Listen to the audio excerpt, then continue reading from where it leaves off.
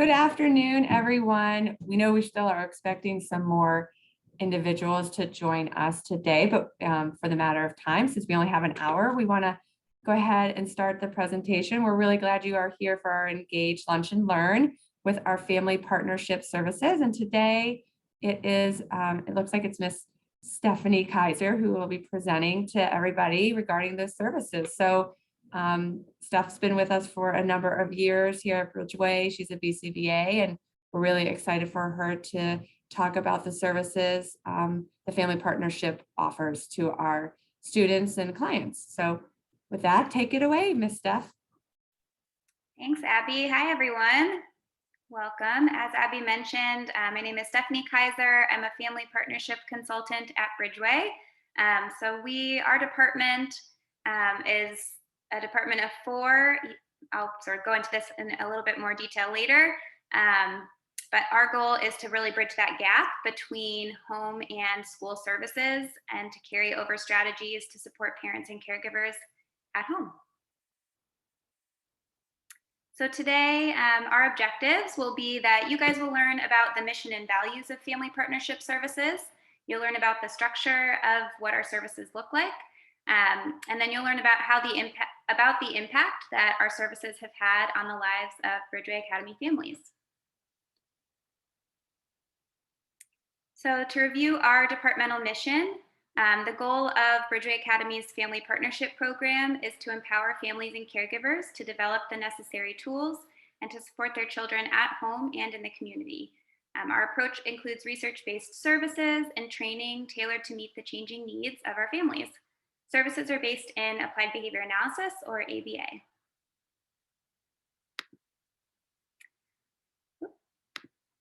Our values align with those of Bridgeway Academy. So those include integrity, being student and client focused, being collaborative. So we collaborate regularly with our ed and therapy departments, being compassionate, being respectful, maintaining evidence-based services, and then being supportive. So a little bit about the structure of our services. Family partnership consultants are all board certified behavior analysts and master's level educators. Consultants direct training for parents and caregivers to support their use of ABA at home and in the community. Consultants provide individualized parent consultation and group training. So we go into the homes and provide individualized support for parents in that setting and in the community. And then we also offer group trainings for parents to attend. As of now, those are held twice a year, but we're always evolving and sort of changing how that looks. Consultants provide training for in-home support staff as well. So if families have ABA therapy aides, we'll provide training to them to be able to support the child in that capacity. We've provided training to babysitters, family members, extended family members. So really anyone that's interacting with that child at home and in the community, we're there to support. We collaborate and meet regularly with students' educational team and their therapists to maintain consistency across settings. So to talk a little bit about ABA, it stands for Applied Behavior Analysis, and really it's a set of principles based on the science of learning and behavior. It helps us understand how behavior works, how behavior is affected by the environment, and how learning takes place. So ABA can be used across all settings and with any individual. So ABA is used in the school setting, ABA can be used at home, in the community. Truly, it can be applied anywhere to support that individual. ABA focuses on socially significant behavior. So those behaviors that are meaningful to the child and will have that social significance.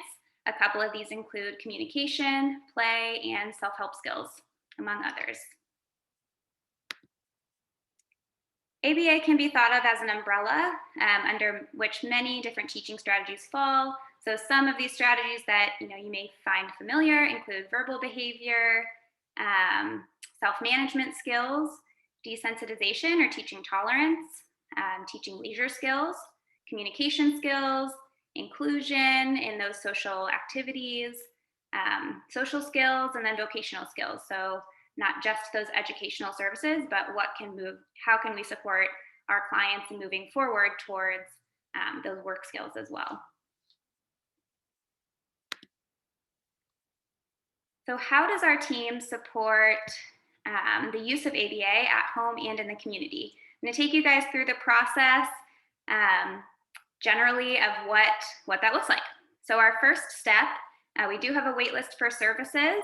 So parents either contact us directly or they're referred and added to the wait list. And then once an opening is available for ongoing services, the consultant will schedule an intake meeting.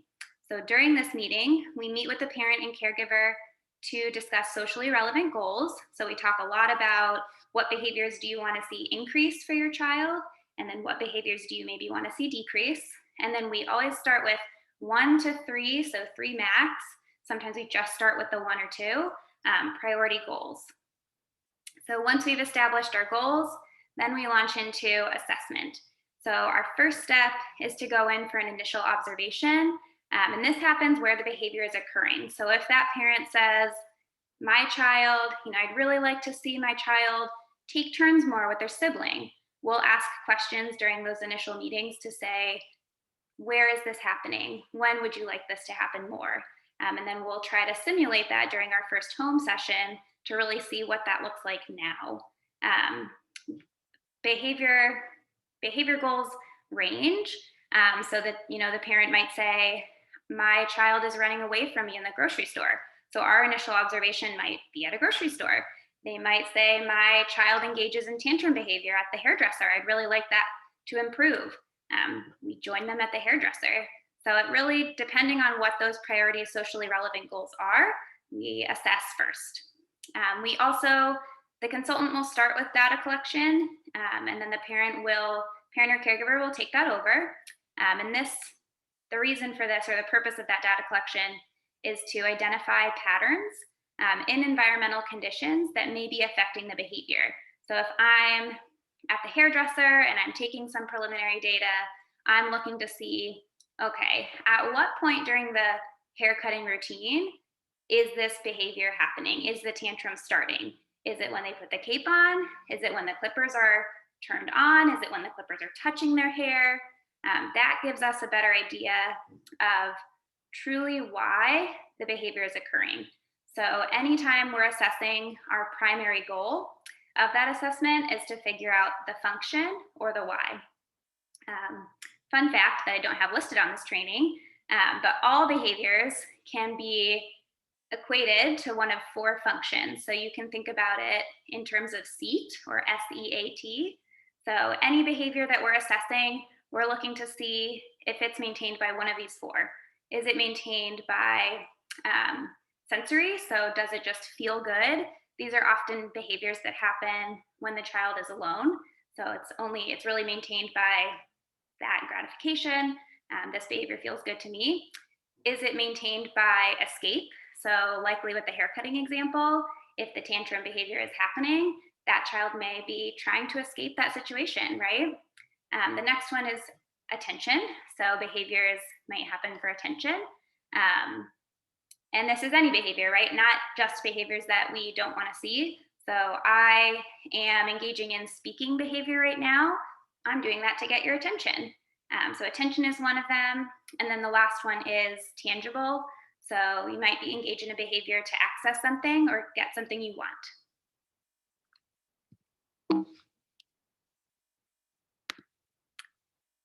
So after we assess and we figure out why a behavior is happening, we launch into treatment planning. So this is when the consultant is creating a measurable goal for behavior change. So let's use that haircutting example again. It might be in the presence of the clippers, child will remain calm such that protest behavior is not exhibited across 3 visits to the hairdresser. Step 2 is we're identifying those replacement skills. So thinking about the function, let's say the function is escape, we're thinking about how else can that child get what they need, right? So behaviors are happening because a need is getting met. In that haircutting example, the tantrum behavior is likely happening because the child is trying to escape that uncomfortable situation. So can we teach that child how to ask for a break, whether it's with a break icon or on their device or vocally. So the consultant will jump in and model use of these strategies per the plan. And then our primary goal is to train caregivers in the use of these strategies to teach replacement skills. So throughout this process, we're providing feedback for parents and caregivers. We're collaborating until caregivers are comfortable with independently using the strategies. So the eventual goal is that we are no longer needed for specific strategies per the goal, and that we can be faded out. So we're always going to monitor progress until we know that the goal has been achieved based on what we write. And then we also want to look at whether it's maintained across time. So then we go into maintenance. So once a goal has been mastered per that criteria, we monitor it across time to ensure that that behavior change remains consistent. And then we might introduce a new goal.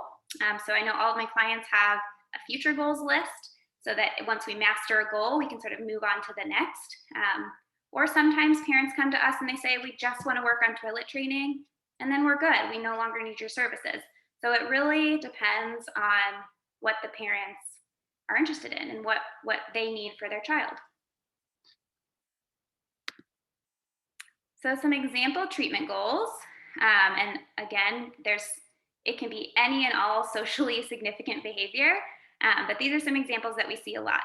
So respond when their name is called, ask for a turn from a sibling, play a game with their family, ask for a break, ask for help, play independently, play with toys, stay with mom or dad in the grocery store, wait calmly, sleep in their own bed, brush their teeth, brush their hair, clip their nails, independence with toileting, stay with their family at the park, respond to the word stop, complete homework, and then decrease specific maladaptive behaviors. Any questions so far from anybody? Okay. So that's sort of the overview of what our department does. We thought it would be fun to share some stories. So next I'm going to read through some testimonials from parents to share a little bit more about how our services have impacted them. So this testimonial is from a mom. The biggest thing Nam has improved with that I have seen is how he gets along with his younger sister and his cousin. He is doing better in sharing and taking turns with others. He is using his words to show others what he doesn't like instead of hitting and biting. I'm so proud of him. And you can see down here some visuals, some of those strategies that were put in place for his plan that the consultant likely modeled, and then the parents took over use of. So it looks like in this first one, it's indicating when it's his turn versus when it's somebody else's turn. And then I think at the bottom here, what we're seeing are those like pictorial depictions of what's expected when he engages in waiting. So I keep my hands to myself, I can ask for a turn, and I'm not sure exactly what that last one is, but that's a strategy that can be really helpful, is having a visual to help show the child what that expectation is. And then the next one, how to ask for taking a turn. And then I really like this at the bottom, this consultant has added how to respond, what it looks like to respond when somebody says yes. So if somebody says yes, I can take the toy, I can say thank you, I can play for 5 minutes, and then I give it back. But if my play partner says no, I do not take the toy, I say okay, I choose a different toy, and then I can come back and try later.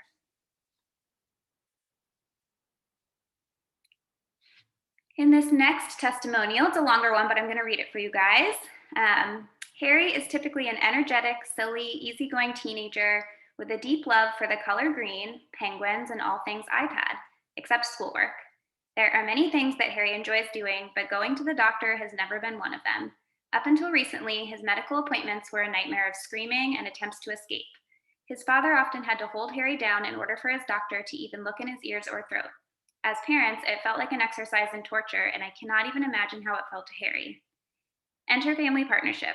Our consultant listened carefully and compassionately as we shared our struggles. Then she helped us come up with a plan, provided us with a picture schedule and other resources, and then even joined us at the doctor's office for our appointment with our new tools. That was less than a year ago, and now Harry goes to the doctor and can wait patiently, allows the doctor to examine him, and then patiently exits while saying goodbye and thank you to the doctor. Even better, these skills transfer to all of his medical appointments. We transfer the resources to his pediatrician, his developmental pediatrician, and his neurologist, and they all have marveled not only at the picture schedule, but also at how Harry uses it. It has changed Harry's life and ours. With the education, resources, and support of Family Partnership, Harry is up to date on all vaccinations and procedures, and no one has had to hold him down to get them done. I can even take Harry to the doctor by myself if needed. This is just one example of the dozens of ways our consultant and Family Partnership have equipped us as parents and a family to navigate the everyday tasks that we take for granted but require a bit of additional help for Harry to master.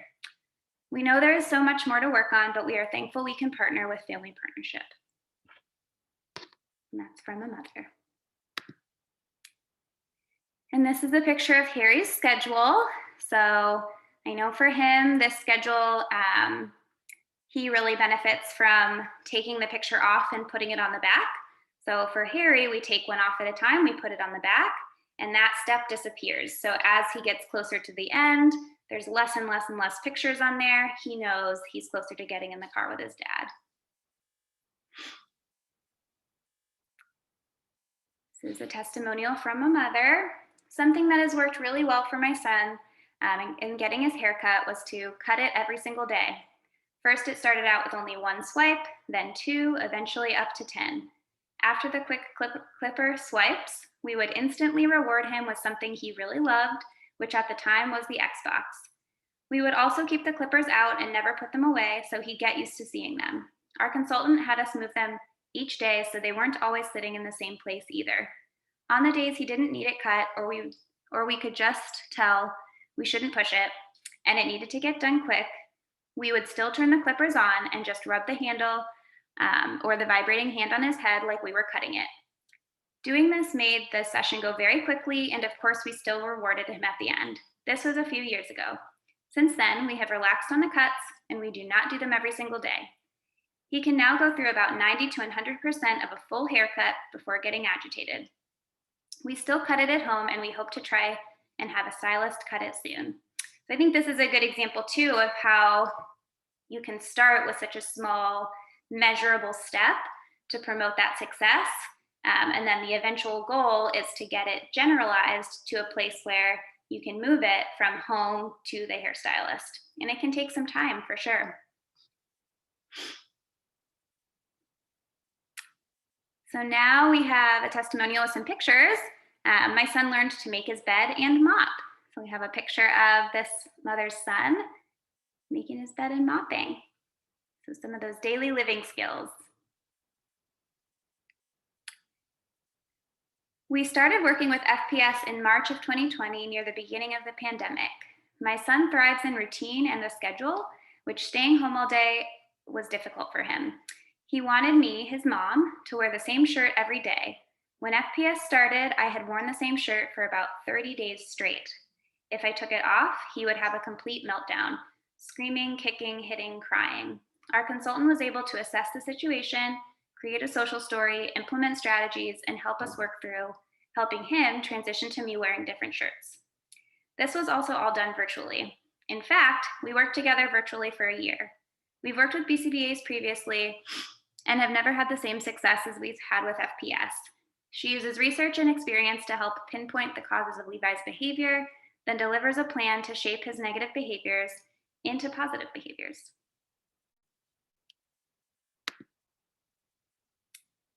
Another testimonial from a mom. FPS has helped with the goal of getting Maddie to sleep in her own bed with a social story and a plan with me sleeping in her room on the floor and then in the hallway for a few nights and then eventually in my bed with the door open. I can't believe how well she did with this plan. FPS helped with something that was not only a big change for us, but a bigger change for Maddie.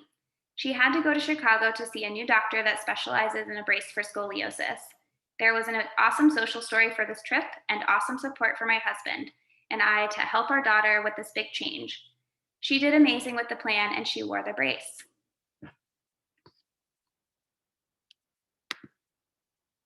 Here we've got a picture of Maddie in her own bed and then wearing her brace with Dad.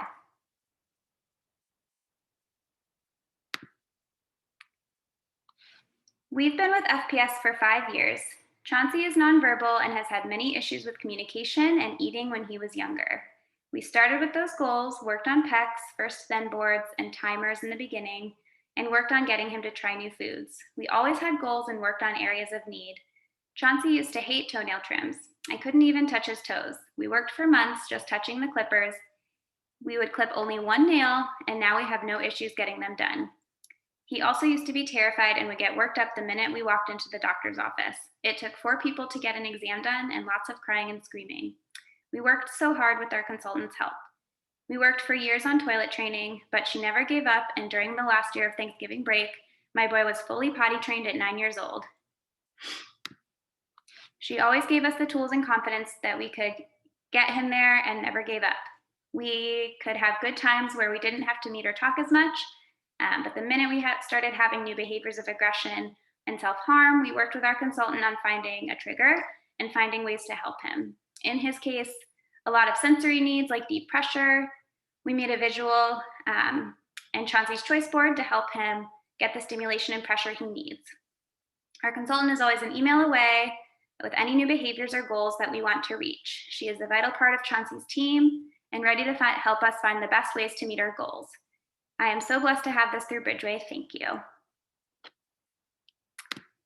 So this is a picture of Chauncey. So his mom, about every 10 minutes at home, offers him this choice board and provides sensory input, and it really helps him stay calm and be able to sort of navigate his day in a safe way. And then this one's from a father. Family partnership has been such a wonderful help to our family. They take the knowledge of our daughter from the school setting, combine it with information we provide for them about challenges and questions in our home life, and use it to give us advice and help us. And this one we got a video. So I think we'll have to link to it, Janelle. So I'm going to close out of full screen quickly, but let me read it first.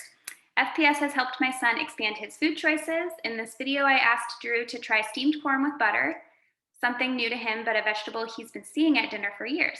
He said yes and ate it. It's kind of a miracle. We've tried apps and stickers before, but FPS helped us find something that works. So Drew had buy-in. All right, let's take a look at Drew.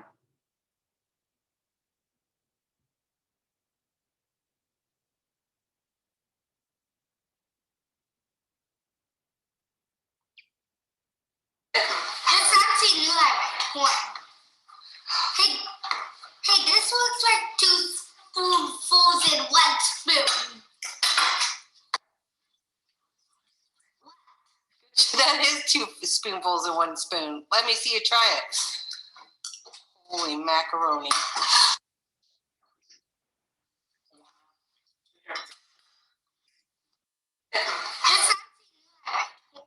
Yay, I love that one. So a lot of our consultants have worked on similar goals with students. So those food tolerance goals.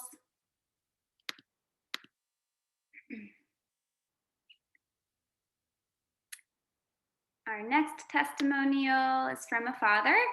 FPS has been a huge help for my son and all of my family. We have been through several rounds of behavioral therapy. I have come to learn that the principles remain the same, but each therapist brings their own touch. Right away, our consultant demonstrated the compassion and patience that works extremely well with my son.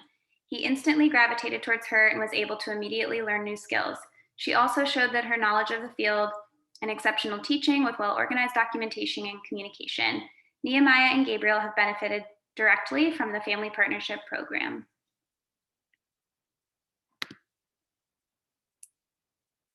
Okay, and this one, let's see this testimonial. This is from a mother and father.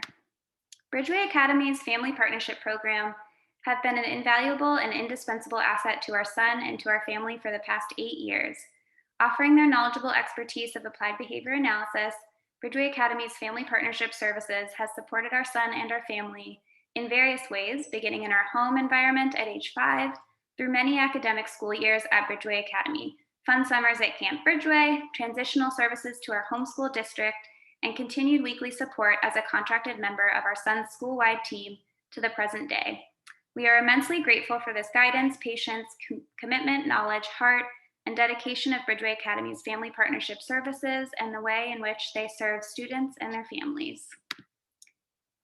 From managing both big and small behaviors, supporting steps to transition in and out of many situations, guidance in managing demanding at-home learning during a pandemic, how to best prepare for casting of a broken bone, and even the most effective way to ride an elevator, Bridgeway Academy's family partnership services is a bright and shining star for Bridgeway families, and one that we will forever be grateful for, that has sparkled and shone so brightly for our son and for our family.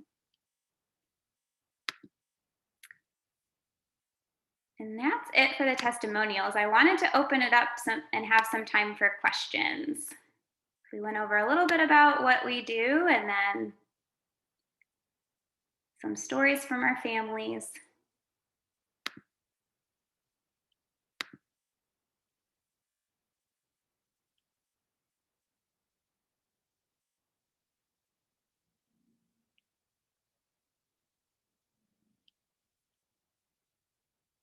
Okay, let me take it back. We do have a link on the Bridgeway Academy website if you want to learn more about what our program is. We have a resource page as well if you're interested in learning more about some of those ABA strategies. So you can find that link here, and it's just on our Bridgeway Academy website as well under Family Partnership Services.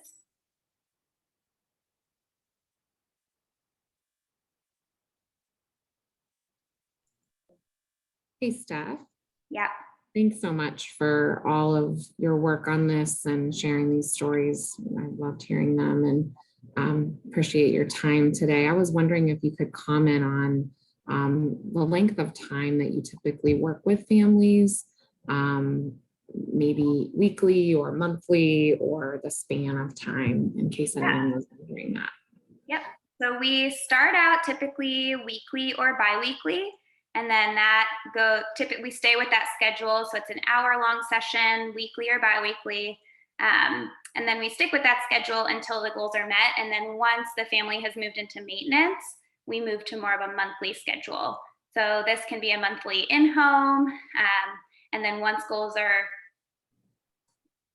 really in maintenance and parents have the skills and modeling is no longer needed as often, then we might move to either a virtual check-in or an email check-in monthly. So yeah, typically every week or every other week for treatment. Great, thank you. Yep. Are there any other questions from anyone? We appreciate everyone joining us today for this time, and really appreciate you, Steph, sharing your amazing knowledge and resources about family partnership. Just want to make sure to give everyone a minute if they'd like to put it in the chat or come on the video, either one. If not, we thank everyone for spending your lunch hour with us at Bridgeway. Not sure if there are any other announcements. I was just going to mention to stay tuned and look out for information about our upcoming Amazability Ball. Mark your calendars for April 29th if you haven't already. And we look forward to seeing some of you again in the next Engage Lunch and Learn series, or hopefully that evening at the Amazability Ball. Thanks so much for joining us, everyone. Have a great rest of your day. And thank you, Steph. No problem.